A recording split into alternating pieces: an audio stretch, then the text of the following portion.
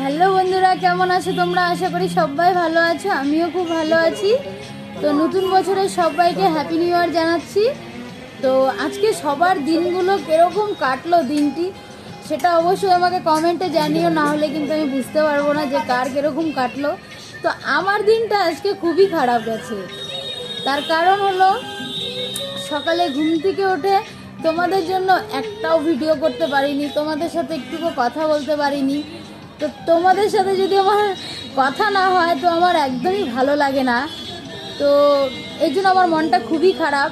আর সারাদিন আজকে এত ব্যস্ত ছিলাম যে আমি কোনো ভিডিও তো করতেই পারিনি, আর মনটাও ভালো লাগছিল না।